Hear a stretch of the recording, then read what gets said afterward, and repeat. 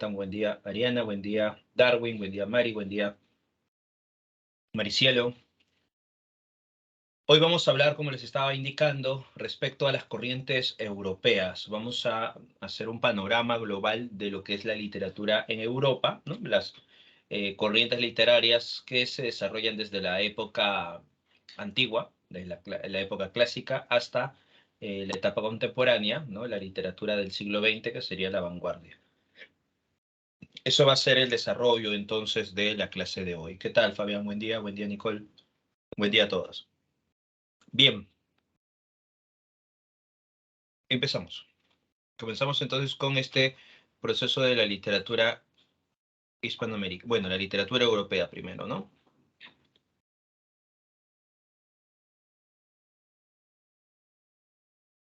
Primero vamos a mencionar un poco sobre esta época, la época del clasicismo. Recuerda que después de desarrollar todo este proceso de la literatura europea, nos vamos a centrar en el periodo jónico de la literatura griega y vamos a hablar un poco de la Odisea, ¿ya? Así que empezamos. Una de las primeras manifestaciones de la literatura, base fundamental de la literatura europea, va a ser la literatura griega y romana, que se le va a llamar época clásica o clasicismo literario. ¿Ya? También se le denomina literatura greco-latina o greco-romana. La literatura clásica tiene estas características fundamentales, la base mitológica. No todas las obras que están presentes en la época clásica se nutren del mito. O sea, los autores hacen un estudio sobre el mito y se influencian de estas historias mitológicas. Otra característica es el antropocentrismo. Todo gira en torno a la condición humana. Se habla de lo humano, el entendimiento de lo humano, ¿ya? A pesar de encontrar dioses, ¿no? Dentro de la producción literaria, recordemos que estos dioses están humanizados. Aman, odian, conviven con los seres humanos, temen. Entonces hay una noción de humanización de los dioses. Por eso que hay una visión antropocéntrica. Otra característica dentro de la literatura clásica es el fatalismo, ¿no? Nadie puede escapar del destino y por tanto el ser humano intentará, como de lugar, escapar de esta concepción del destino, pero recuerda que tarde o temprano el destino se cumple, por eso que hay una noción fatalista. Y también vamos a encontrar otra característica dentro de la literatura, que es la armonía entre la forma y el fondo. La forma es la estructura de la obra, cómo se compone una obra, ¿no? Cómo se representa, y el fondo es el mensaje que se quiere transmitir a través de la forma, ¿no?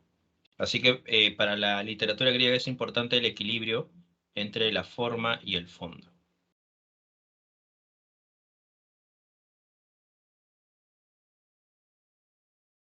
Bien, eso sería entonces los elementos de la época clásica.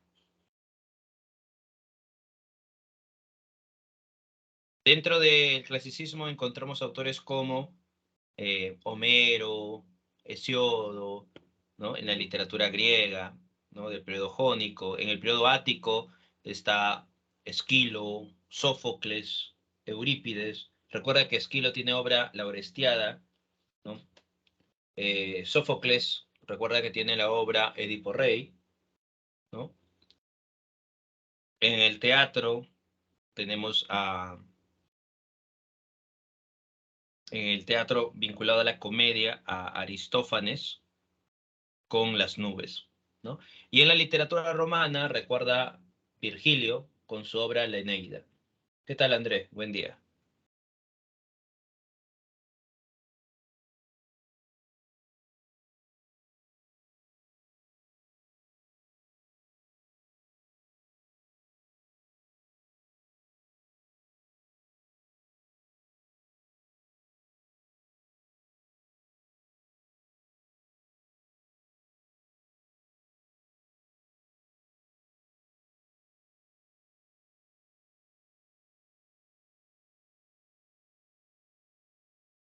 ¿Qué tal, Snyder? Buen día. Entonces recuerda, esta es la época de la literatura clásica, ¿no? Considerada entonces la base fundamental de la literatura universal.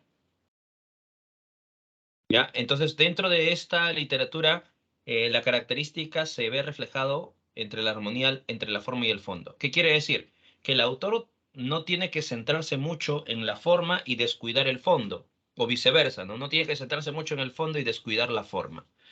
La forma es la estructura, cómo se compone una obra. Por ejemplo, el aspecto formal de la Ilíada está dividida en 24 cantos. Se utiliza un narrador omnisciente. Entonces, la forma es como yo voy a componer mi obra. ¿Qué características o qué herramientas utilizo para componer mi obra? ¿No? Esa es la forma. El fondo es el contenido, el mensaje, el tema que se va a transmitir en la obra. Entonces el autor tiene que tener un equilibrio entre la estructura y los componentes de la obra y el fondo, que sería el tema que se quiere transmitir. ¿Ya? Entonces ahí está la noción de la armonía o el equilibrio entre la forma y el fondo. Ujú. Y por ahí pregunta Jonathan Profesor, ¿es un aedo o un rapsoda? Se dice que el aedo, para los que por ahí están preguntando en qué es un aedo y un rapsoda, en la época antigua habían los poetas que estaban vinculados a la aristocracia, que se llamaban así aedos, y los rapsodas eran los poetas que estaban vinculados al pueblo. Entonces, el poeta que estaba vinculado al pueblo divulgaba estas grandes epopeyas, ¿no? En cambio, el aedo era el que componía y estaban en estos grandes festines de la aristocracia. ¿Ya? Entonces, a Homero se le considera como un aedo, ¿no? ¿Ya? El aedo, ¿no? A Homero, porque es el que compone, ¿no? La Ilíada y la Odisea, o se le atribuye esta composición de la Ilíada y la Odisea. ¿Ya? Bien, esta es la época clásica, entonces, recuerda estas características, ¿no? Vamos ahora a la siguiente manifestación literaria, ¿no? La siguiente manifestación literaria va a ser la época medieval, la literatura medieval. Y en la literatura medieval, como por acá Ariana nos está mencionando, efectivamente, en la literatura medieval vamos a encontrar los trovadores y los juglares, ¿ya? En la literatura medieval aparecerán los trovadores y juglares. En el caso del juglar, es un poeta épico.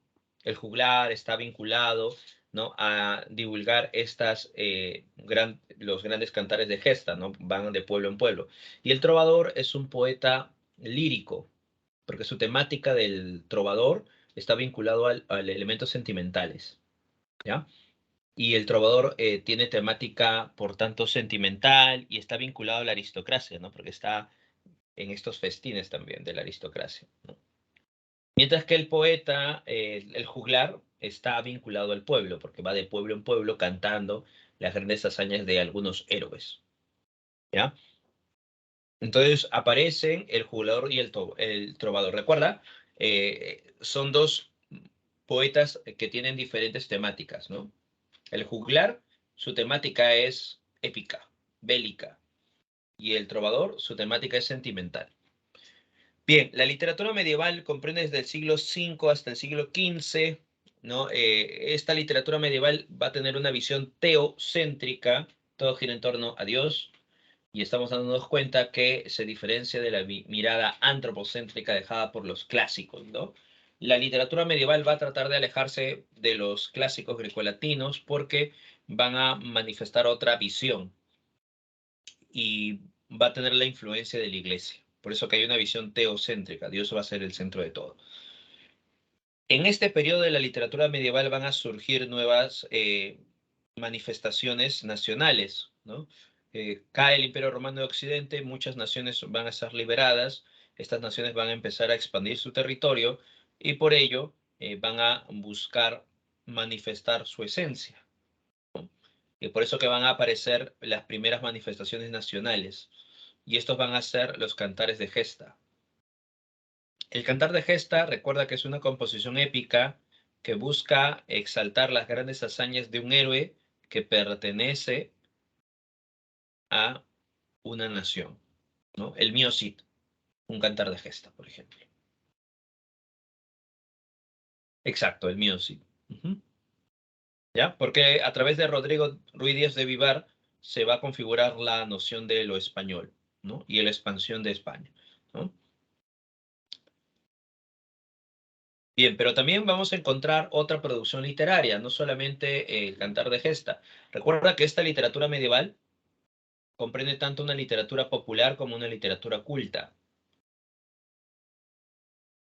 La lengua oficial de la época medieval va a ser el latín, considerada la lengua culta, ¿ya? Y también van a desarrollarse las lenguas vulgares o las lenguas vernáculas, ¿no? Las lenguas romances, ¿ya? Eso va a estar vinculado a la literatura popular. Entonces tenemos una producción en latín, que sería una literatura vinculado a una expresión culta, y una literatura popular vinculado a la lengua romance.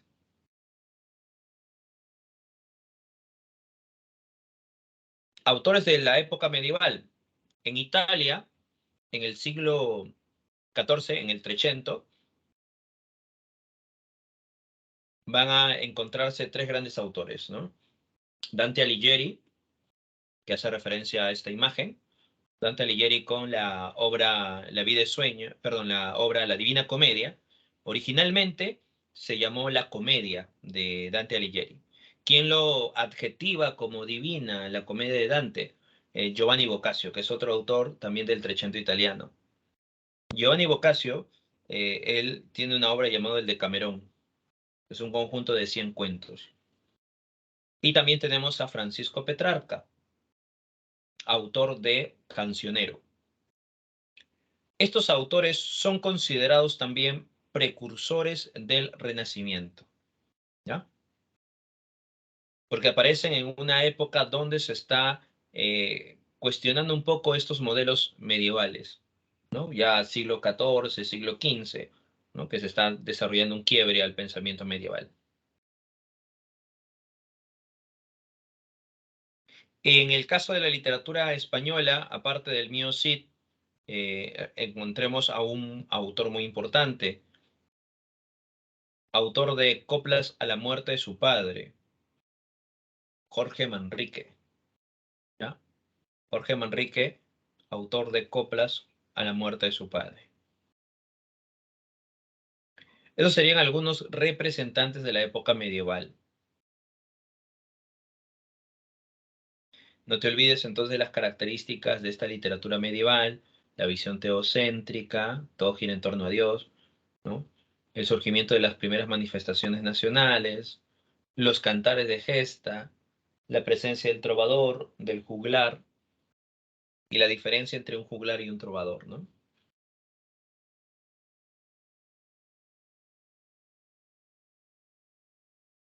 Luego de la literatura medieval, se va a desarrollar ya la literatura del Renacimiento. A partir de este momento, ¿no? En la época del Renacimiento ya aparece la Edad Moderna, ¿no?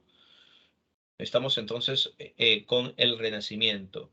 El Renacimiento se desarrolla en el siglo XV y máximo esplendor siglo XVI.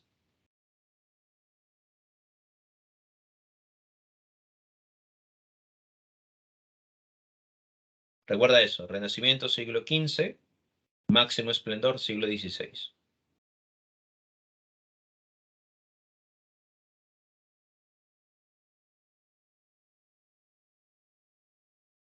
El Renacimiento se dice que nace en Italia, Florencia. O sea, la cuna del Renacimiento, Italia, Florencia. Tiene como base el humanismo. Hay un retorno a los clásicos grecolatinos, o sea, un retorno a la literatura y el pensamiento de Grecia y de Roma. Se va a imitar el modelo grecolatino, por eso que reaparecen algunos elementos que vimos en la época clásica. reaparece la visión antropocéntrica. Se aleja de la postura teocéntrica dejada por los autores medievales.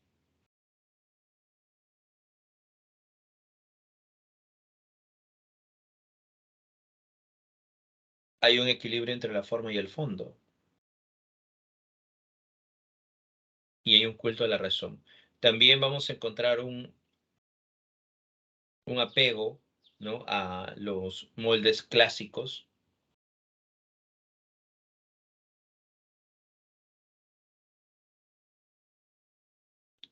Y hay un acercamiento intelectual a la naturaleza, ¿no?, dentro del Renacimiento. ¿Qué autores encontramos dentro de esta postura del Renacimiento? Tenemos a Garcilaso de la Vega con Églogas.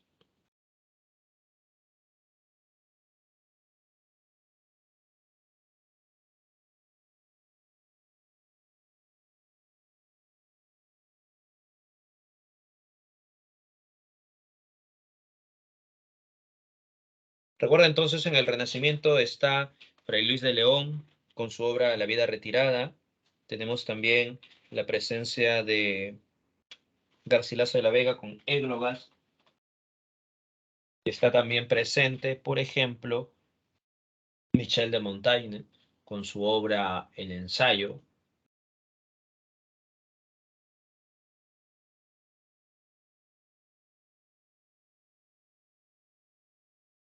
William Shakespeare también estaría presente en esta época, aunque recuerda que William Shakespeare es un autor en transición, ¿no?, entre el Renacimiento y Barroco, pero la obra Romeo y Julieta tiene más componentes del Renacimiento, ¿ya? Por acá nos dice lo mismo de ser equilibrio que armonía. En el caso del Renacimiento, como la visión clásica, eh, la armonía que se va a plasmar, ¿no?, entre la forma y el fondo está vinculado, sí, a la noción del equilibrio, ¿no? Por eso se dice equilibrio, armonía. Y eso es el gusto del plano estético.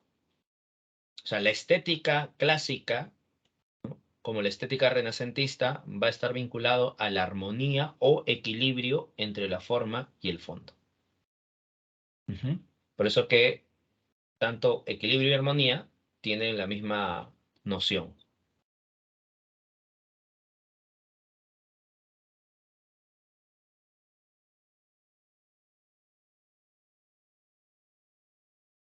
El Renacimiento, recuerda que es una etapa muy representativa, ¿no?, en España, porque aquí va a aparecer un conjunto de autores que van a tener mucha importancia en su producción literaria, ¿no? Por eso que en España se le va a llamar Edad de Oro a esta etapa de representación, tanto del Renacimiento y del Barroco. En España se llama Edad de Oro, ¿ya? Igual la siguiente clase vamos a estar hablando sobre la literatura española. Y ahí vamos a hablar un poquito más sobre la Edad de Oro. Bien, en el caso de el Renacimiento, recordemos entonces, hay un mayor esplendor en la época del siglo XVI, ¿ya? Después del Renacimiento, ¿qué manifestación literaria viene? Aparece el Barroco.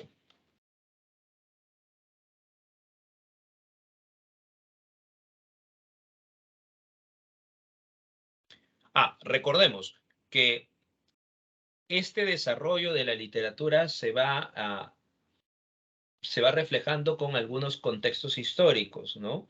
Y también con algunos avances. Por ejemplo, ¿no?, con la caída del Imperio Romano de Occidente y la noción de una manifestación religiosa que empieza a crecer, ¿no?, eso llevará consigo, o la imposición del cristianismo llevará consigo que en el periodo medieval, ¿no?, se imponga, se influencie una visión teocéntrica. Y esto es producto, como les estaba diciendo, de el poder que tiene la iglesia en ese momento, ¿no?, y la imposición del cristianismo, ¿ya? Eso genera entonces que la literatura medieval tenga influencia religiosa, y por eso que hay una visión teocéntrica. ¿no? Así que eso llevará consigo que la literatura del medieval tenga esas nociones o esas funciones. Claro, el tema de las cruzadas, ¿no? La Guerra Santa, ¿no? El Papa que empieza a tener mayor fuerza en diferentes países, ¿no? El sentido de la evangelización. ¿Mm? Luego, ¿qué sucede? Sucede que producto de una añoranza por el pasado clásico y queriéndose alejar un poco de estos preceptos medievales, es donde surgirá el humanismo, siglo XIV, siglo XV, y el humanismo tratará de eh, recoger todas las propuestas que dejaron los clásicos. Eso será como una corriente de pensamiento que diferencie a la postura medieval, y eso poco a poco calará en la sociedad a tal punto que romperá con la visión medieval y surgirá el Renacimiento, ¿no? Además de los avances, ¿no? Recuerda, en este periodo del Renacimiento se observa también el surgimiento de la imprenta, ¿no? La llegada de los europeos a América. Entonces se va quebrando toda esta visión teocéntrica, ¿no? Que se veía, ¿no? Como un parámetro. Y va a cambiar entonces la visión europea con estos avances. Y surge el Renacimiento, ¿no? Un cambio de paradigma. El Renacimiento, hay una suerte de esperanza, de visión positiva de la vida, ¿no? Porque se ha cambiado a un periodo donde ha habido muertes, desgracias, ¿no? Matanzas, conflictos bélicos en general, pestes, y entonces el Renacimiento empieza a calar como una mirada nueva, una visión óptima de la vida. Pero ¿qué sucede? En la época del Renacimiento se va desarrollando así, ¿no? Una visión óptima de la vida, pero las instituciones empiezan a fracasar, ¿no? Se empieza a observar más corrupción en la iglesia, ¿no? Se da el sigma de la iglesia, recuerda, ¿no? Cuando ya se empieza a dividir, ¿no? La iglesia católica, ¿no? Aparece la iglesia protestante, observamos también mayor crisis en la monarquía, ¿no? Levantamientos. Entonces, poco a poco se va desechando la idea del Renacimiento como un periodo mágico, un periodo ejemplar, ¿no? Entonces, ya estamos en el siglo XVII y estamos observando una mirada pesimista de la situación que se está viviendo en Europa, ¿no? Con el tema de la contrarreforma. Y por ello, esa mirada pesimista, esa observación de la realidad como un componente que se va desmoronando, ¿no? Una supuesta realidad o una realidad aparente, ya todos esos elementos se va a plasmar en el barroco. Por eso que el barroco va a tener una visión pesimista, se va a alejar de los modelos clásicos y va a haber un desequilibrio aquí. En cambio, en el Renacimiento recuerda que había un equilibrio, una armonía entre la forma y el fondo. Aquí mayor importancia se le va a dar a la forma, complejidad, ¿no? Hay un sentido de complejidad en el plano formal. Y menos importante va a ser el fondo, ¿ves? Por eso que hay un desequilibrio en el barroco. Y se va a utilizar el contraste, dos elementos que se oponen y que generan una tensión dentro de la obra, ¿ya? Son los componentes dentro del barroco, ¿no? Ahí tenemos también, a pesar de alejarse de los componentes clásicos, todavía hay referencias mitológicas grecolatinas. Solamente ahí, ¿no? Eso sería entonces las características del barroco. Entonces, el contexto va a influenciar, ¿no? Influencia un poco cómo va cambiando la situación o la perspectiva del autor, ¿ya? Por eso que es importante, por eso les he puesto el siglo, ¿no? El siglo porque ya con eso ya nos podemos dar cuenta qué está ocurriendo, ¿no? Y recuerda que la literatura no se distancia mucho ¿no? De los componentes de la realidad, ¿no? O sea, hay una influencia directa, ¿no? En el proceso de la literatura es importante también el proceso histórico, ¿no? Porque muchas veces el proceso histórico nos va a dar mayor entendimiento del por qué es el cambio de paradigmas o el cambio de manifestaciones literarias. Entonces aparece el barroco en un contexto donde hay un sentido de visión pesimista, ¿no? Donde las instituciones están en quiebre, ¿no? Y eso lo podemos encontrar en el caso de Don Quijote de la Mancha. Por acá, Jonathan nos menciona, a ver, Luis de Góngora, sí, Luis de Góngora es parte del barroco. Ujú.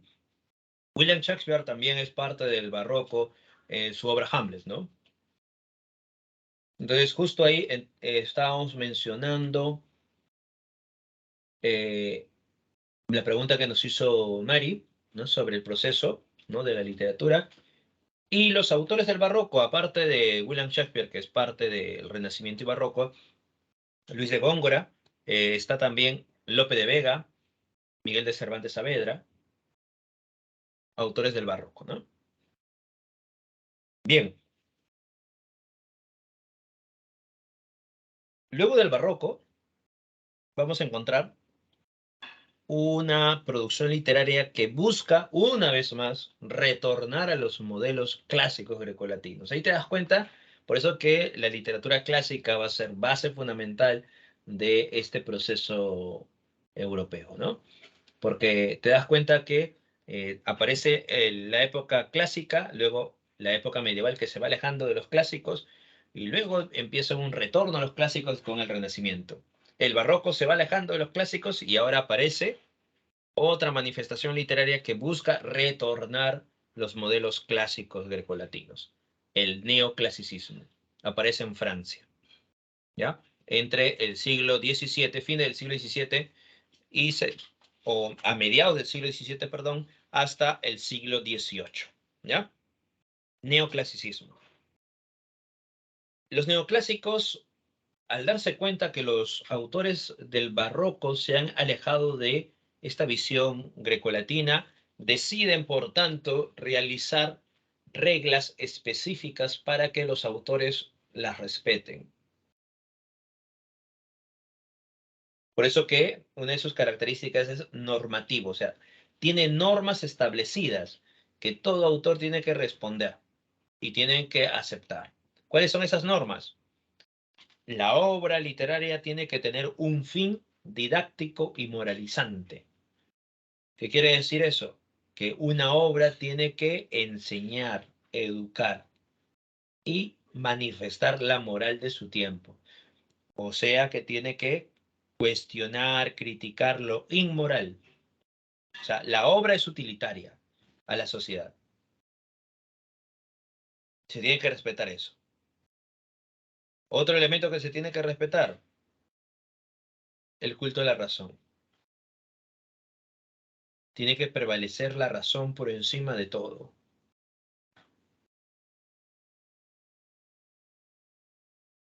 Y los neoclásicos dicen, si más te acercas a los griegos y los romanos, mejor. Ellos desean la imitación al modelo clásico. Para ellos eso va a ser muy importante, ¿no? El acercamiento a los clásicos. Y el sentido de verosimilitud quiere decir que la obra tiene que ser un reflejo de la realidad. Por eso que vas a encontrar en el neoclasismo muy poco esta noción sobrenatural, ¿no? Elementos que rompen el sentido de lo real.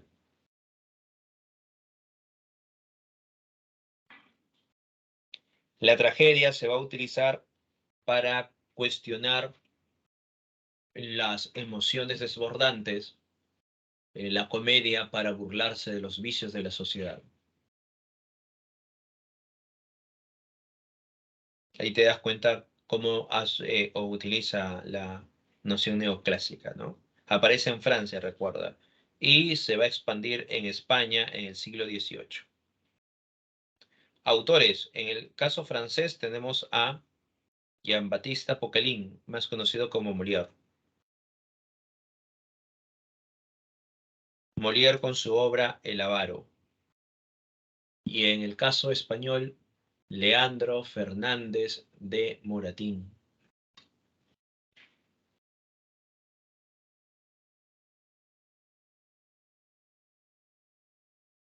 Leandro Fernández de Moratín con su obra El Cid de las Niñas.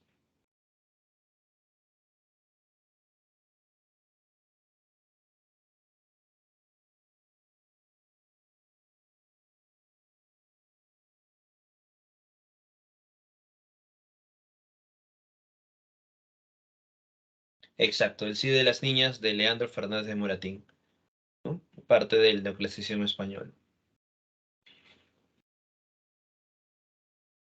Bien, hasta ahí te das cuenta cómo se está desarrollando el proceso de la literatura en Europa, ¿no? Hasta aquí. A ver, preguntas, dudas hasta este momento.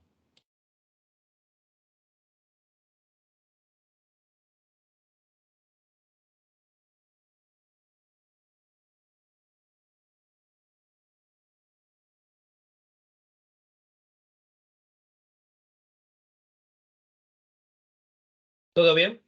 ¿Por ahí?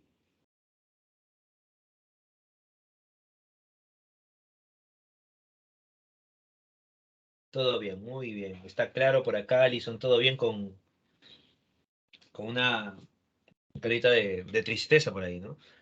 Muy bien, Darwin, todo bien por acá. Meni también, Ariana también. Todo ok. Ok. Recuerdan entonces cómo se desarrolla este proceso, ¿ya? Época clásica. Después de la época clásica viene la época medieval. Después de la época medieval, el Renacimiento. Después del Renacimiento, el Barroco. Después del Barroco, neoclasicismo. Recuerda que estamos hablando de todo el proceso de la literatura europea, ¿ya? Y recuerden que estos momentos de la literatura lo vamos a desarrollar más adelante, ¿no? Ahorita estamos viendo un panorama global, por eso que les estoy indicando algunas características fundamentales, ¿no? Pero más adelante, ¿ya? Recuerda, más adelante vamos a desarrollar paso por paso, pues, ¿no?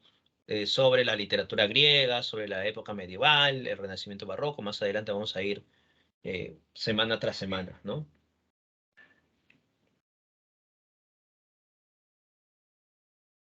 A ver, por acá, Jonathan, muchos datos. Ah, lo que pasa es que, como les estaba diciendo, vamos a ver un proceso de toda la literatura europea para que tengas conocimiento de todo este proceso. O sea, la intención de la clase de hoy es que conozcas el proceso de la literatura europea, desde la época clásica hasta la vanguardia, ¿no? Esa es la intención. O sea, saber qué movimiento literario surge y qué movimiento contrapone al movimiento anterior y algunas de las características representativas de esta producción literaria, ¿no? Como les decía, esto lo vamos a ver más adelante también, ¿no? Snyder nos dice, profesor, sobre el Renacimiento, ¿puede agregar algo más para poder entenderlo? Ok. Benny también nos dice, ok, vamos a volver entonces. A ver, en el caso del Renacimiento, recuerda, el Renacimiento surge en Italia, Florencia, ¿ya? En Italia, Florencia, y la base fundamental para el surgimiento del Renacimiento va a ser el humanismo. Ahora, ¿por qué? Porque el humanismo buscaba volver a los clásicos grecolatinos, o sea, los autores del humanismo, ya ellos hacían un estudio, leían, ¿no? A los clásicos grecolatinos, o sea, los autores griegos y romanos. Leían, buscaban entender y comprender todo este elemento cultural de los clásicos. Eso generó que muchos autores se nutren de la visión humanista y eso generará también que de pronto los autores que han de venir, ¿no? Ya no tengan esta influencia necesaria de la visión medieval. Más bien van a mostrar un acercamiento a los clásicos, al tener un acercamiento a los clásicos va a volver la noción antropocéntrica, porque recuerda que los clásicos le daban mayor importancia a lo humano, ¿no? A las hazañas humanas. Entonces el Renacimiento, al momento de acercarse a los clásicos y alejarse un poco de esta influencia eh, religiosa, van a darle mayor importancia a lo humano. O sea, el centro va a ser el hombre.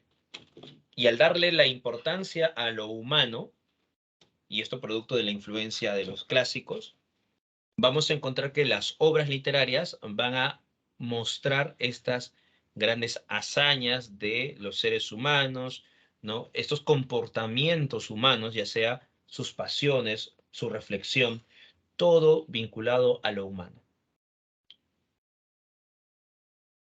Otro punto que también van a tener de los clásicos es esta búsqueda estética, de darle tanto el mismo peso a la forma, a la estructura, como el fondo, que es el contenido. Entonces los autores del Renacimiento van a tener ese plano estético, ¿no? De equilibrar. ¿Eso qué quiere decir? Quiere decir que de pronto dentro de una obra, por ejemplo, en el caso de Romeo y Julieta, cuando las pasiones están desbordándose, ¿no? ¿Ya? Cuando las pasiones empiezan a generar diferentes acontecimientos nefastos, aparecerá un personaje, ¿ya? Que represente la razón, y este personaje buscará generar una noción equilibrada entre las emociones que se están plasmando, o buscará, ¿no? Que estas pasiones no se desborden. Entonces ahí está el culto a la razón también, porque la razón tiene que prevalecer en medio de la tragedia, la razón tiene que prevalecer en medio de las emociones. Por eso que en Romeo y Julieta recuerda que al final, producto de este suceso, ¿no? De la muerte de los jóvenes, recuerda que el príncipe de Escala, el príncipe Escalus, príncipe de Verona, empieza a sentenciar, ¿no? Y empieza a reflexionar, y los padres se dan cuenta de su error, ¿no? O sea, al final va a triunfar el amor, la razón, ¿no? En torno al amor filial de los padres e hijos, ¿no? Pero generando un sentido trágico. Entonces ahí estamos observando ese culto a la razón y ese entendimiento también de los clásicos por el plano didáctico, ¿no? La enseñanza.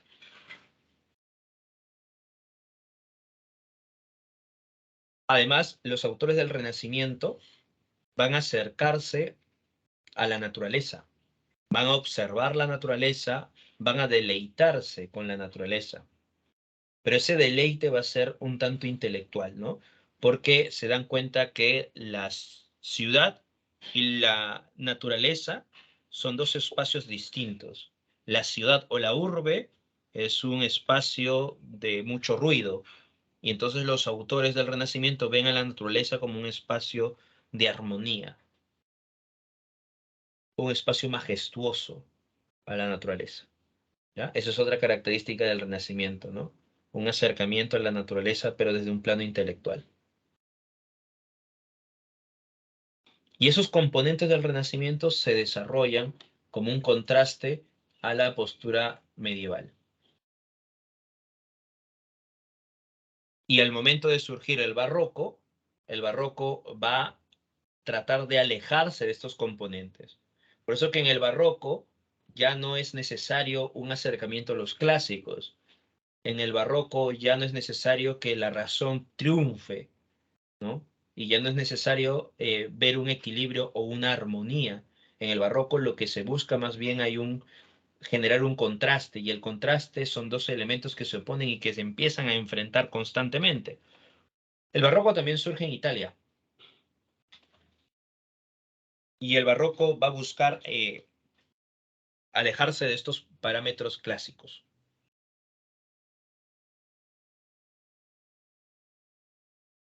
Por eso que el barroco va a ser como una manifestación rebelde, ¿no? Para su tiempo, una rebeldía, ¿no? Todos están centrados en los clásicos, todos buscan, ¿no? Imitar este modelo clásico, Grecia y Roma. Entonces los autores del barroco dicen, ¿para qué? ¿Para qué seguir esos parámetros, ¿no? Entonces intentan alejarse.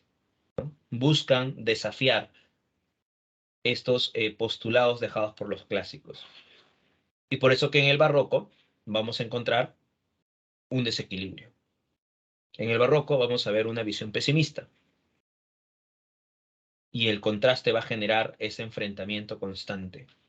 En Don Quijote de la Mancha, el personaje de Don Quijote representa el idealismo y Sancho Panza el materialismo.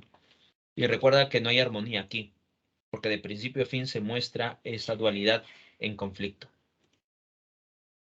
El neoclasicismo, que nace en Francia, busca retomar los modelos clásicos.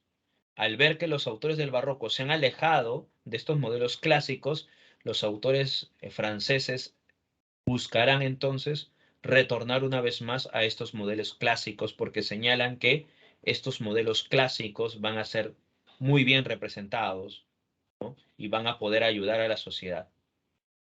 Mientras que el barroco lo que hace es degenerar, ¿no?, estos parámetros. Entonces el neoclasicismo va a mostrarse en contra del barroco.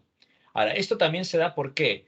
Porque en gran parte de este periodo del siglo XVII se van a encontrar algunos monumentos grecolatinos. O sea, van a excavar, ¿no?, y se van a encontrar algunos monumentos grecolatinos, ¿ya? Va a haber descubrimientos, ¿no?, de algunas estatuas, de pronto algún palacio que se va a encontrar, ¿no?, de la cultura grecolatina. Entonces, como se han encontrado ya algunos restos, ¿no?, de la cultura grecolatina, de edificios, estatuas, ¿no? Entonces, en ese periodo empieza a volverse a hablar de los griegos y romanos, ¿no? Y al volverse a hablar de los griegos y romanos, los autores vuelven entonces a centrarse en ellos.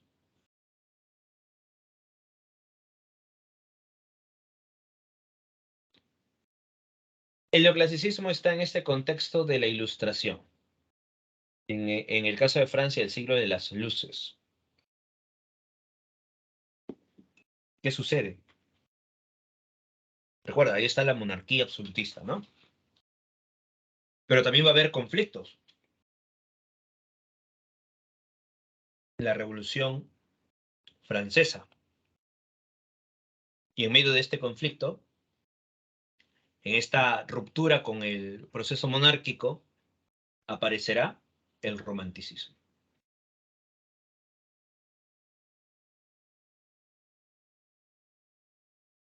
El romanticismo aparece a fines del siglo XVIII y se proyecta hasta mediados del siglo XIX. El romanticismo está en este proceso donde se está buscando romper con un sistema, ¿no? La rebeldía absoluta contra el sistema monárquico, ¿no? Por eso que el romanticismo va a aparecer en un contexto donde se busca alejarse, romper, destruir, ¿no?, ya este sistema que no tiene para más, ¿no? Y este proceso va a ser largo, ¿no? Ya en el caso americano también, recuerda que se va a tratar de buscar la libertad de muchos países, ¿no?, en Hispanoamérica, ¿ya? Entonces el romanticismo aparece en el proceso de la independencia en América. Uno de los primeros países hispanoamericanos en aceptar esta postura romántica va a ser Argentina, ¿no? Y uno de los últimos países en asimilar el romanticismo va a ser el Perú. Entonces, el romanticismo aparece en Hispanoamérica en este proceso de independencia, ¿ya? Y en Europa, fines del siglo XVIII y principio del siglo XIX en algunos países, ¿no? Y se prolonga hasta la mitad del siglo XIX. ¿Dónde nace la visión romántica? En Alemania. Los autores alemanes van a rechazar esta visión racional de la literatura, ¿no?, que le impone parámetros Y los románticos desean más bien ser libres, libres de toda atadura. No quieren seguir los parámetros neoclásicos, no quieren seguir el culto a la razón. Por eso que aquí vamos a encontrar el culto al yo, a uno mismo, a la individualidad, a la subjetividad. Los sentimientos están por encima de la razón. El romanticismo ya no va a querer imitar el modelo clásico. El romanticismo va a buscar ser más original. Por eso que se va a nutrir de elementos populares, ¿no? Van a acercarse a la historia, pero de una forma subjetiva. Aquí en el romanticismo reaparecerán los cuentos de hadas, ¿no? Las ánimas, las brujas. Y como hay un gusto por los elementos populares, el hombre lobo, los vampiros, ¿no? O sea, todos los elementos del folclore popular reaparecen en la época del romanticismo. El romanticismo recuerda que rompe con la razón y por eso que hay elementos sobrenaturales. O sea, los románticos hablan de las emociones y el desborde de su imaginación. Y habla de cualquier tipo de emociones, no solamente el amor, también puede hablar de otros sentimientos. Y se va a idealizar a la naturaleza. ¿Y por qué se idealiza la naturaleza? Porque la naturaleza va a ser el reflejo de el sentimiento del romántico, el sentido de la libertad. Ese va a ser entonces esa noción de la naturaleza. La naturaleza puede reflejar sus emociones.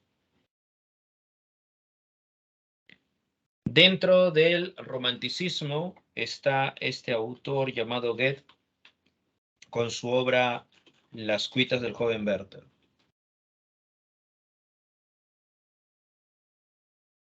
Lo estoy escribiendo en los comentarios, ¿ya? Ahorita lo voy a poner en los comentarios. Ahí está. Ahí está en los comentarios, ¿no? El autor es Goethe y su obra Las cuitas del joven Werther. Es una obra del romanticismo alemán, ¿ya? Considerado uno de los iniciadores del romanticismo en Alemania. También tenemos otros autores. En Francia, Víctor Hugo, con Hernani, con Nuestra Señora de París o Los Miserables, ¿no? De Víctor Hugo. Alejandro Dumas, Los Tres Mosqueteros. Está dentro de esta visión del romanticismo. Luego de la época del romanticismo se desarrolla la época del realismo, la literatura del realismo.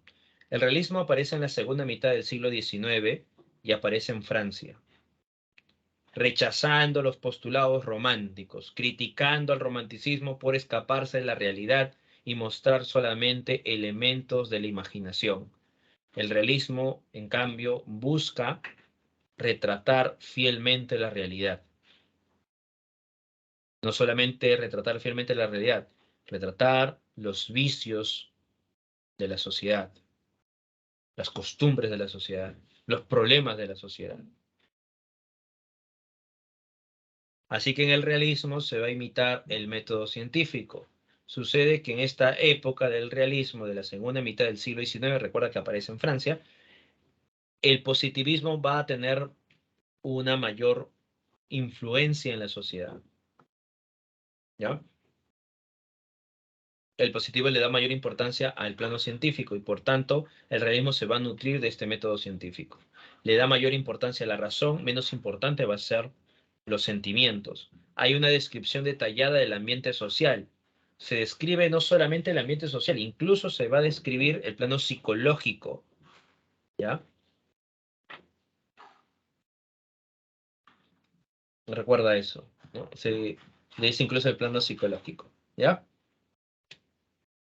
Entonces aparece en Francia autores como Flower con su obra Madame Bovary o Honoré de Balzac con su obra Papá Goriot. Y en el caso de Rusia, tenemos este gran autor ruso llamado Dostoyevsky y su novela fundamental, Crimen y Castigo, ¿no? Efectivamente, lo que está aquí en imágenes hace referencia a la obra Crimen y Castigo de Dostoyevsky, ¿no? Rodión, cuando va a matar a la usurera Aliona Ivanova, ¿no? Al matar a Aliona Ivanova, ¿no? Crimen y Castigo, novela del autor ruso Dostoyevsky.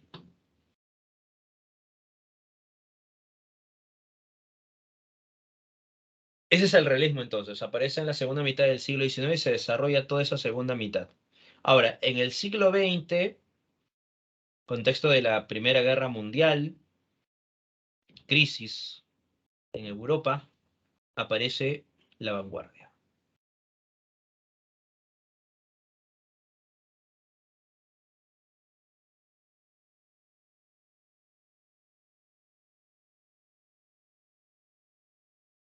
A ver, por acá, el superhombre, claro, el hombre extraordinario, pero la noción del hombre extraordinario se ve reflejado en Crimen y Castigo, ¿no? Ujú. No, tiene una cierta, un cierto acercamiento, ¿no? También a la noción del filósofo, ¿no? Nietzsche, pero son dos perspectivas un poco distintas, un poquito distintas, ¿no? Pero sí está en este contexto. Ujú. Sí está en este contexto. Exacto. Ujú. Pero eso no quiere decir que Dostoyevsky se haya basado en la representación del superhombre de la noción filosófica de Nietzsche, ¿no? No. Dostoyevsky realizó su propio, ¿no? Su propia reflexión en torno a esta noción. Y Nietzsche también, ¿no? Su propio sentido lógico, ¿no? Tienen algo en común, ¿no? Entre ambos, ¿no? Pero ninguno de los dos están vinculados, ¿no?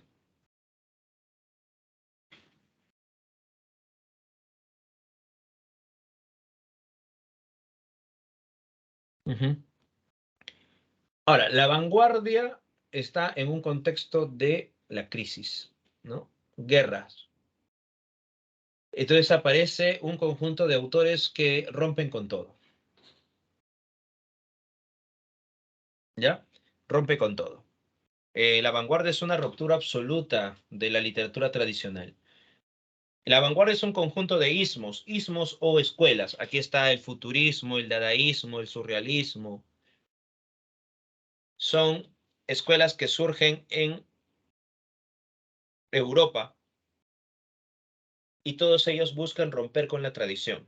Se busca innovar en las técnicas, aparece el flashback, el monólogo interior, entre otras técnicas.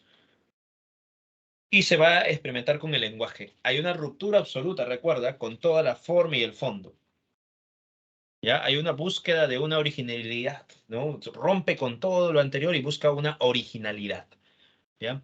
Entre sus autores está Frank Kafka con la metamorfosis, pues, ¿no? Efectivamente, ¿no? La metamorfosis de Frank Kafka. Esa sería entonces la vanguardia, ruptura con la tradición. Bien, hasta aquí. ¿Dudas o preguntas?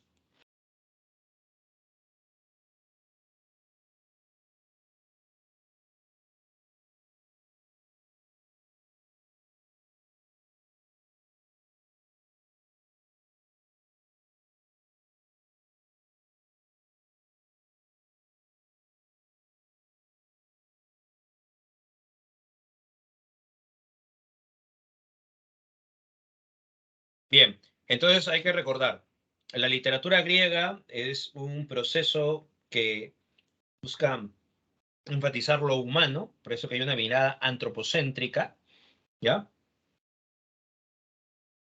Y dentro de la literatura griega vamos a encontrar diferentes periodos, ¿no? El periodo jónico, el periodo ático, que son dos periodos representativos. El jónico es el periodo de los orígenes y el ático es el periodo de esplendor de la cultura griega.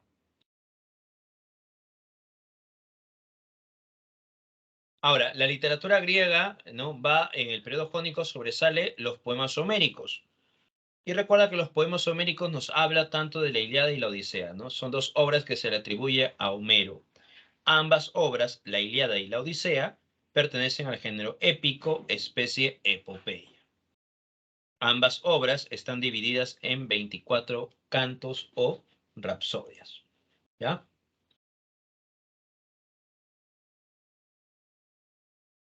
En el caso de la Ilíada se presenta la vida como una lucha, ¿no?, constante. ¿Por qué? Porque recuerda que los personajes están viviendo en un contexto de guerra, ¿no? La Odisea, en cambio, se presenta la vida como un viaje difícil que tenemos que superar los obstáculos para poder alcanzar nuestro destino personal, ¿no? ¿Ya? En la Odisea se menciona el accidentado regreso de Odiseo a Ítaca, que va a ser perseguido por Poseidón. En la Ilíada, ¿no?, se inicia con la cólera de Aquiles y va a acabar con los funerales de Héctor. Ahora, la Odisea, recuerda que tiene como narrador omnisciente, el que lo sabe todo, y un narrador personaje, ¿no? Porque Odiseo va a contar sus aventuras, ¿no? Hay una narración cíclica, pero en un momento determinado, Odiseo, al contar sus aventuras, genera una narración cíclica y lineal porque el narrador omnisciente sigue ahondando, ¿no?, los acontecimientos. Tanto en la Ilíada como en la Odisea se va a emplear estas figuras literarias. Tú ya conoces qué es el epíteto y ya conoces qué es el símil. El epíteto recuerda que resalta una cualidad del sujeto, ¿no? Y el símil busca, ¿recuerdas? Busca comparar con dos elementos, ¿no? Se comparan, ¿no? Ese es el símil. Según la crítica literaria, la Odisea tiene tres ejes fundamentales: la telemaquia, que son los viajes de Telémaco en busca de su padre; el nostos, ¿ya?, que sería la aventura de Odiseo para llegar a Ítaca; y la venganza, que es la matanza de los pretendientes. Son tres ejes que tiene la Odisea, ¿ya? No quiere decir que la obra está dividida en tres, ¿ah? Recuerda que estamos mencionando que son tres ejes que se desarrollan en este periodo, ¿no? ¿Ya? Entonces la obra empieza primero invocando a la diosa de la épica, ¿no? Canta, oh diosa, la desdicha de aquel astuto varón, ¿no?, que naufragó por la ira del dios Poseidón. Más o menos así empieza la Odisea, ¿no? Luego el narrador nos menciona que en el Olimpo hay una reunión de los dioses. Zeus está convocando a todos los dioses y está cuestionando un poco las palabras de los mortales, porque los mortales están criticando a los dioses porque ellos son culpables de su destino. Zeus menciona que eso es mentira, que son los propios mortales que realizan su propio destino, dice, ¿no?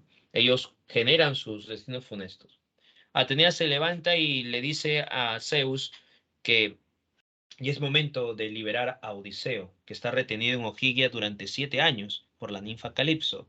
Y es por eso que el dios del Olimpo, Zeus, manda a Hermes para que llegue a Ogygia y le diga a la ninfa Calipso que libere a Odiseo.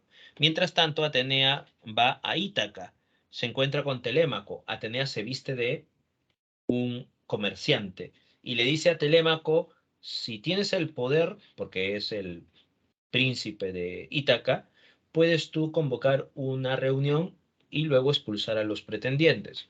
Telémaco convoca una reunión, pero los pretendientes se burlan de él, así que esta reunión fracasa. Telémaco insiste que su padre está vivo, que va a buscarlo, pero necesita una embarcación, pero nadie le da embarcación, ¿no? Por eso que luego Atenea, vestida ahora como un mentor, le dará una embarcación e irán en busca de su padre. Telémaco viaja a Pilos para encontrar alguna noticia de su padre. En Pilos está el rey Néstor. El rey le dice que no conoce alguna información sobre su padre. Luchó en la guerra de Troya junto a su padre Odiseo, pero no sabe nada. Posiblemente pueda saber el rey de Esparta. Así que van a Esparta, donde Menelao y Helena conocerán a Telémaco, hijo de Odiseo. Menelao y Helena recordarán algunos pasajes de la guerra de Troya. Telémaco estará llorando y en ese momento Menelao le dice que lo único que sabe es que su padre estaba en Ojigia, retenido por la ninfa Calipso. Eso le mencionó una divinidad. No sabe más. Por eso que Telémaco con esa información retornará a Ítaca. Mientras tanto, Hermes, que le ha dicho a Odiseo, perdón, a Calipso que libere a Odiseo, ella, al liberar a Odiseo, este hará una embarcación y buscará retornar a Ítaca. Pero Poseidón, como está molesto con Odiseo, va a buscar que naufrague. Se destruirá la embarcación. Atenea ha llegado a salvar a Odiseo junto con las ninfas. Odiseo llega a Feacia. La princesa Nausicaa, al ver a un forastero, un cuerpo que está varado en las orillas, trata de ayudarlo. Luego, Odiseo, ya estando sano, estará frente al rey Alcino. El rey Alcino le pregunta cuál es tu nombre, pero Odiseo no quiere responder. Sin embargo, el rey Alcino realiza un banquete en honor a este forastero.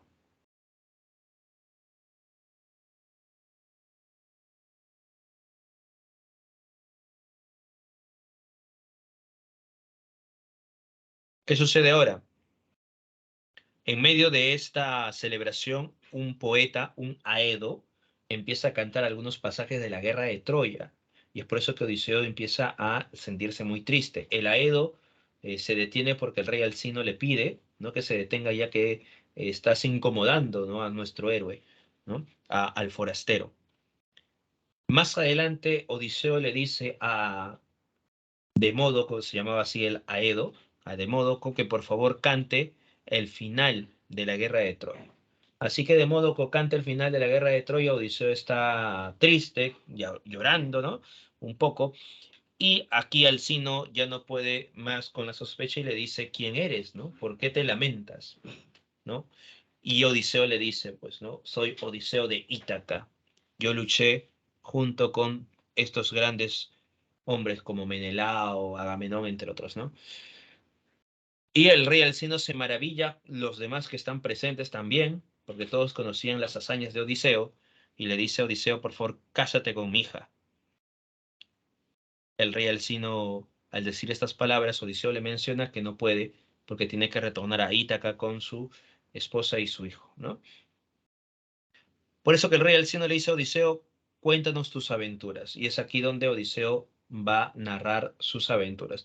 La narración era lineal, ahora se vuelve cíclica. El narrador era omnisciente, ahora un narrador protagonista. Y cuenta cómo pasa de los ícones, ha sido derrotado, cómo pasa a la tierra de los lotófagos, la flor de loto, aquel que come pierde la memoria. En los cíclopes, Odiseo y Polifemo, recuerda que Polifemo le dice: ¿cómo te llamas? Y Odiseo le dice: me llamo Nadie. Y cuando Odiseo emborracha a Polifemo y luego lo ciega, recuerda que Polifemo grita: hermanos, hermanos, me han herido. Y sus hermanos le preguntan: ¿quién ha sido? Y Polifemo dice: nadie, nadie ha sido. Por eso que sus hermanos le dicen: si nadie ha sido, entonces vete a dormir, ¿no? Polifemo ahí se da cuenta que ha sido burlado por ese mortal. Pero ¿quién era Polifemo? Hijo de Poseidón. Por eso que Poseidón va a odiar a Polifemo, ¿no? Perdón, va a odiar a Odiseo, ¿no?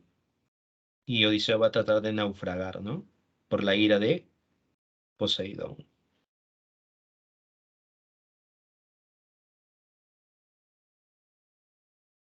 Luego pasará por la tierra de Eolo, le da los vientos desfavorables para que pueda al fin, ¿no?, llegar con los vientos favorables. Sin embargo, los eh, tripulantes, ¿no?, liberan los vientos desfavorables y se alejan, ¿no? Ahora viene la tierra de los lestrigones, los gigantes que comen carne humana, huyen, pasa por la tierra de Circe,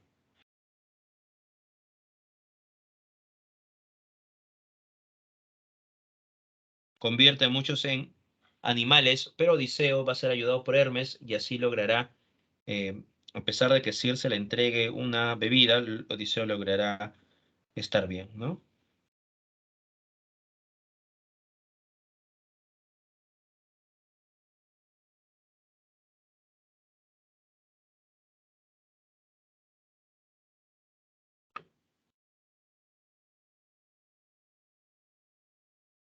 Circe le dice a Odiseo, si quieres retornar a Ítaca, tienes que hacer algo, ¿no?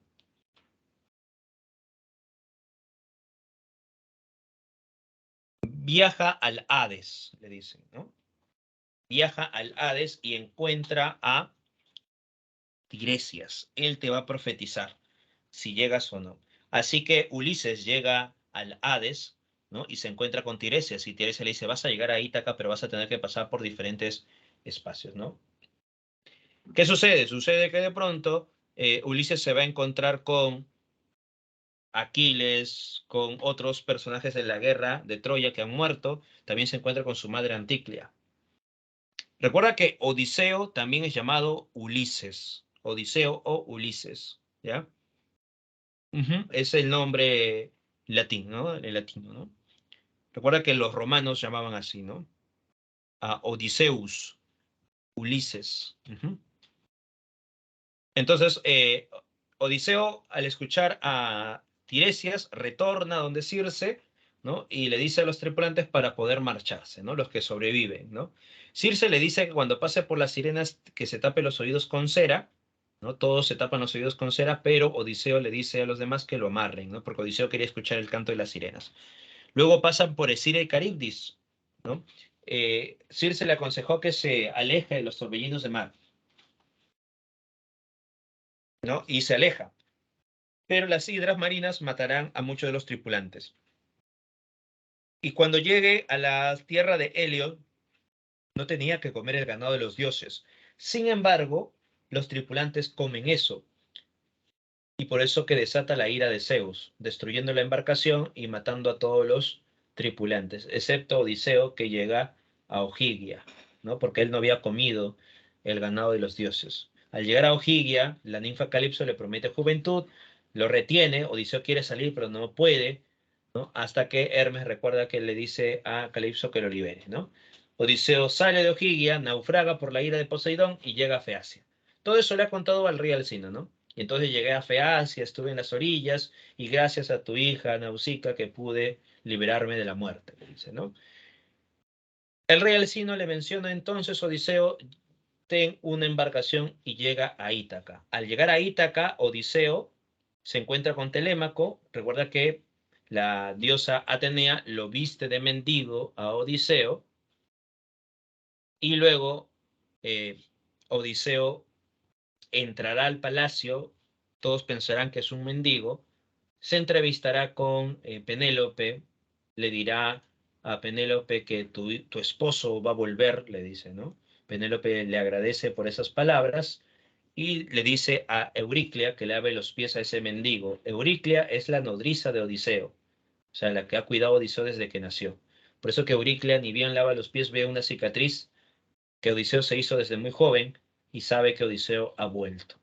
Antes de ello, su perro Argos, que lo ha esperado 20 años, porque recuerda que Odiseo retorna después de 20 años a Ítaca, su perro Argos, por más que estaba vestido Odiseo como mendigo, lo reconoce, mueve la cola, ¿no? Mueve las orejas y cae rendido, muere Argos, al saber que su amo al fin ha vuelto después de 20 años, ¿no? La cuestión es que Penélope realiza un ensayo y dice, aquel que logre trenzar el arco, agarre la flecha y lance por los 12 aros, será el nuevo rey de Ítaca. Nadie de los pretendientes puede, Odiseo sí, todos observan a ese mendigo que ha logrado tal hazaña, le preguntan quién eres, y es aquí donde Atenea le quita el traje de mendigo, y Odiseo con Telémaco matan a los pretendientes, se cierran las compuertas, ¿no? Odiseo se entrevista con Penélope, Penélope le pregunta algo que solamente Odiseo sabe responder y están juntos. Luego Odiseo tendrá que hacer un viaje donde su padre Laertes, porque sabe que la familia de los pretendientes van a ir a matarlo. La familia de los pretendientes llegan a Ítaca, se va a producir una guerra interna, ¿no? Entre la familia y Odiseo, la familia de los pretendientes de Odiseo, por ello baja Atenea para que no se produzca este conflicto. Y Atenea, vestida de un mortal, increpa a la familia de los pretendientes, indicando que Odiseo legítimamente mató a los pretendientes porque eran usurpadores de su rey. ¿Ya? Eso es entonces la Odisea. Al final, la familia de los pretendientes aceptan y realizan un concilio con Odiseo. Fin de la historia entonces, ¿ya? Bien. Ahí te das cuenta los tres ejes, ¿no? Cuando Telémaco viaja, ¿no? Por Pilos, por Esparta en busca de su padre. El Nostos, cuando Odiseo pasa de Ojigia a Feacia y en Feacia va contando todas sus aventuras hasta llegar a Ítaca. Y el tercer punto, la venganza, cuando Odiseo junto con Telémaco logran este objetivo, matar a los pretendientes, ¿no? Bien, ahí están los tres ejes, ¿ves? Ahora sí, con todo esto puedes ir a dar el examen. En los comentarios está el enlace para que puedas responder las tres preguntas. Aquí te he dejado un cuadro comparativo entre la Ilíada y la Odisea para que lo puedas leer cuando ya tengas el PDF, ¿no? Y resuelve las preguntas. Vamos.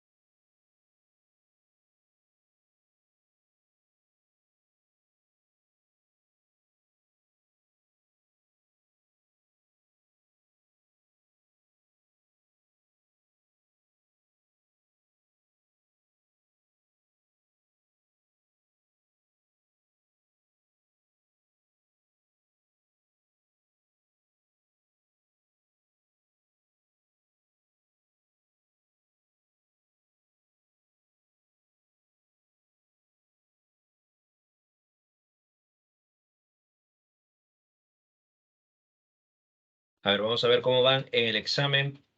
Vamos, resuelvan el examen.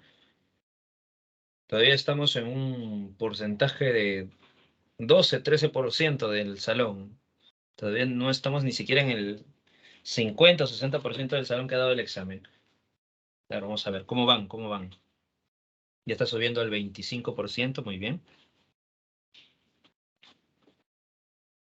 A ver, hasta este momento, la pregunta que se están equivocando más es la pregunta número 2. A ver, la célebre epopeya de Homero dice: la fidelidad de mujer, madre y esposa es encargada por... Ya, pues el personaje que espera a Odiseo durante 20 años y no se casa, ¿no? Con ninguno de los pretendientes, ¿no? Ahí está la representación de la fidelidad, ¿no? Y luego en la pregunta uno, que también se están equivocando algunos, describe el ambiente social, el contexto histórico y la conducta de la vivencia de los personajes, la realidad, ¿no? Muestra la realidad tal cual es en el examen. A ver, vamos a ver por acá quiénes han logrado contestar correctamente. Muy bien, André, muy bien, Adriana, muy bien. Larisa ya terminó, también Mari también, Benny también, Jonathan también, Darwin, Jefferson, muy bien. 3 de 3. Bueno, vamos a ver.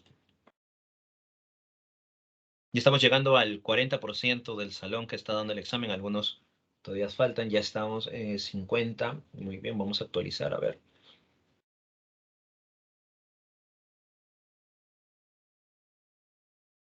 ¿Cómo Polifemo se enteró que nadie era Odiseo?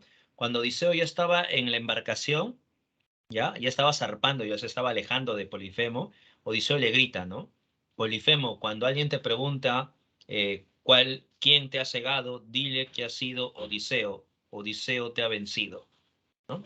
Entonces Polifemo, al escuchar eso, le dice a Odiseo, ¿no? Ya sabía que un tal Odiseo iba a cegarme, pero no pensaba que eras tú, ¿no? Un ser tan diminuto, le dice.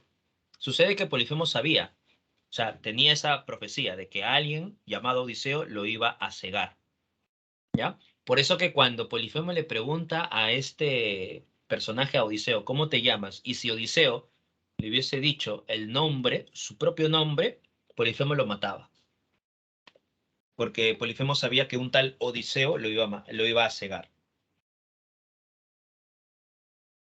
Ahí está la noción del destino, ¿no? El destino al final se cumplió. Odiseo, Polifemo sabía cuál era su destino, ¿no? Que alguien llamado Odiseo lo iba a cegar. Por eso que cuando Polifemo escucha ese nombre, se enfurece, ¿no? Se molesta, porque sabía que un tal Odiseo lo iba a cegar.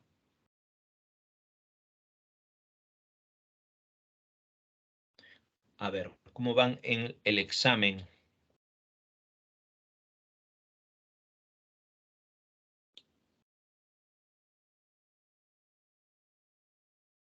Bien, vamos a responder entonces lo que está en las pantallas. ¿Ya? Recuerdan, no debes de dejar de dar el examen, tienes que dar el examen para ver cómo van. Hasta este momento, por ejemplo, mira, todo el salón ha sacado de promedio un 17, mira. Es la primera vez que el salón saca de promedio 17, ¿no?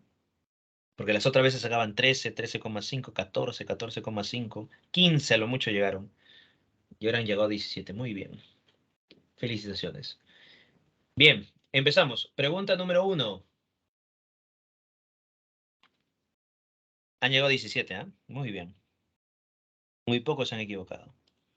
Es una característica del neoclasicismo, la uno, efectivamente, el componente de la razón, ¿no? Característica fundamental. Desde la segunda mitad del siglo V hasta las finales del siglo XIV, el mundo se caracterizó por un periodo largo y lento plagado de guerras, disputas de conquistas territoriales y famosas cruzadas cristianas. Literatura medieval. Correcto, la literatura medieval. Vamos con la siguiente. A ver, aquí.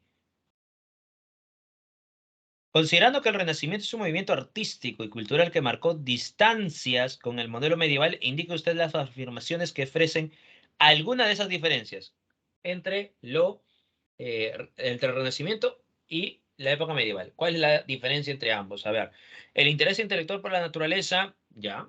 Eso es una característica que se ve reflejado, ¿no? En el caso del Renacimiento. El empleo de lenguajes clásicos como el latín, bueno, no es una diferencia del Renacimiento con la época medieval, ¿no? Eso se desarrolla en la época medieval y en el Renacimiento también se utiliza el latín, ¿no? Pero no va a ser una diferencia.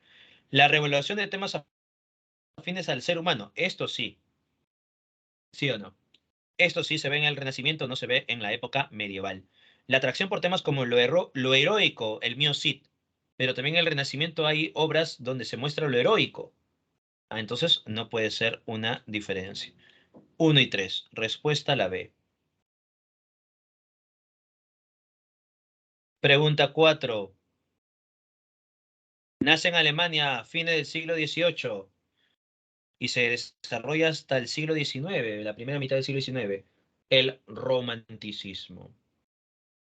Claro. Y tú dirás, profesor, la respuesta podría ser la A, porque también dice romanticismo. Pero ¿qué dice aquí?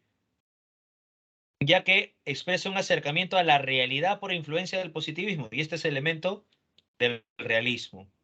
Por eso que la respuesta en la número 4 es la C. Porque se aleja de la objetividad, dándole mayor importancia a la emoción. Sí, la obra Fausto es parte también del romanticismo alemán. El autor Goethe, el autor de las cuitas del joven Werther, también es parte, es el autor de la obra teatral Fausto. Ujú. Vamos con la pregunta número 5.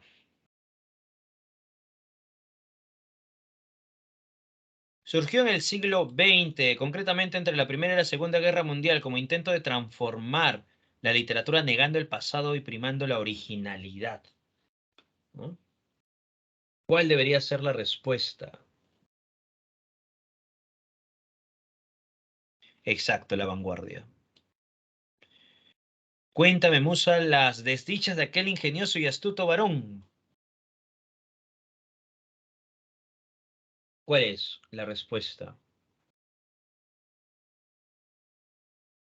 Exacto, la Odisea. 7.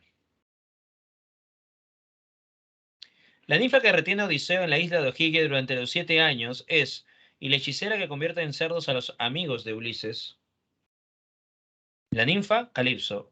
La hechicera, Circe. Correcto. La respuesta es la D.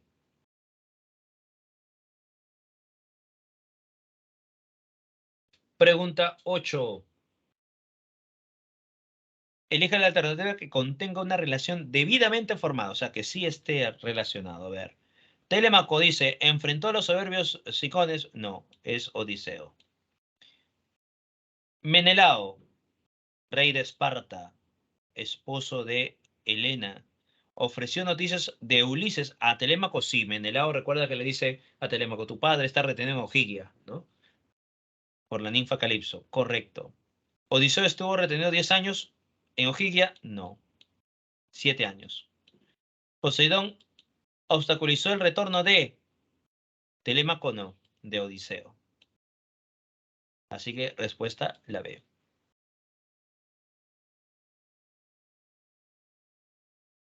Pregunta 9. A ver, aquí. Vamos, lee atentamente y responde. ¿Cuál debería ser la respuesta correcta?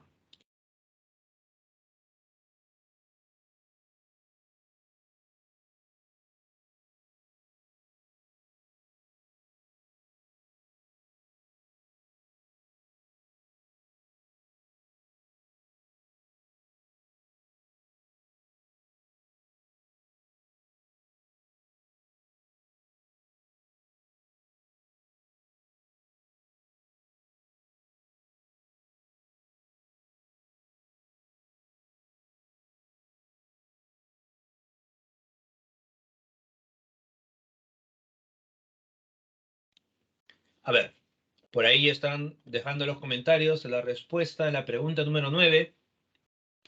Este pasaje dice, entonces se conmovió el espíritu de Odiseo, le surgió por las narices un ímpetu violento al ver a su padre y de un salto le abrazó y besó diciendo, soy yo, padre, aquel por quien preguntas, ya que ha llegado luego de 20 años ya.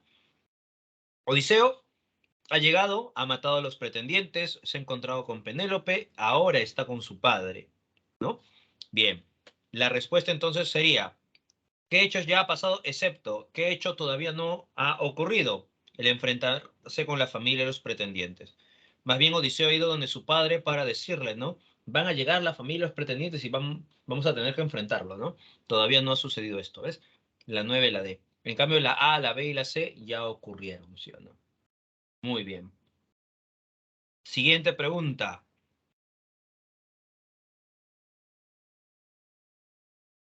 A ver, ¿qué marcarías aquí en la 10? Subió el cabrero Melantio por una escalera del Mégaron a la estancia de Odiseo, de donde tomó 2 escudos, otras tantas lanzas e igual número de cascos de bronce con crines de caballo. Mira, va lanzando todo esto a los pretendientes, ¿no? Este es un personaje que luego va a ser asesinado cruelmente por estar en contra de Odiseo.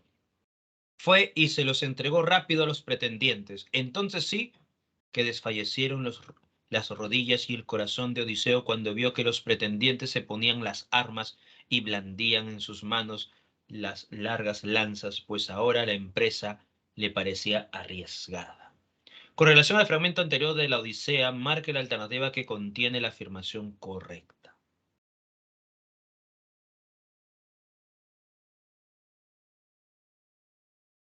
¿Cuál debería ser la respuesta aquí?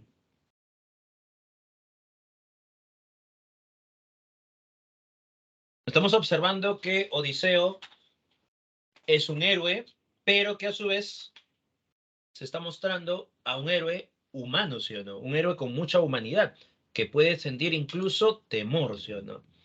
Bien. ¿Se observa la pericia de la Edo al describir los detenimientos de espacio? No. La audacia de Menantio se compara con la flaqueza de Odiseo tampoco. El héroe está siendo dotado de vitalidad. Bueno, acá más bien estamos observando que está sintiéndose, ¿no? Ya un poco de frustración, de miedo, ¿no?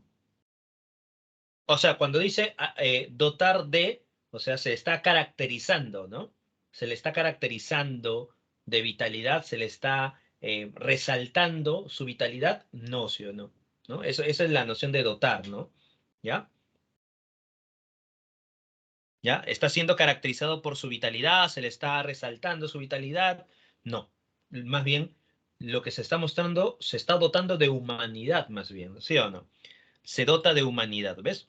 Al héroe griego, ya que éste incluso puede sentir temor, ¿no? Ahí está la noción de lo humano. O sea, los héroes son como seres humanos igual, ¿no? Que tienen debilidades, flaquezas, ¿no? Temores, como Odiseo, ¿ves? Muy bien, respuesta a la 10, la D. Con esto finalizamos. Nos vemos entonces la siguiente clase. Recuerda, la siguiente clase hablaremos sobre las corrientes literarias españolas. ¿Ya? Recuerda que hemos hecho una visión panorámica de toda la literatura europea. Trata de repasar esta clase porque te va a ayudar mucho para las siguientes semanas, cuando hablaremos ya de toda la literatura universal. Cuídense. Buen día a todos ustedes.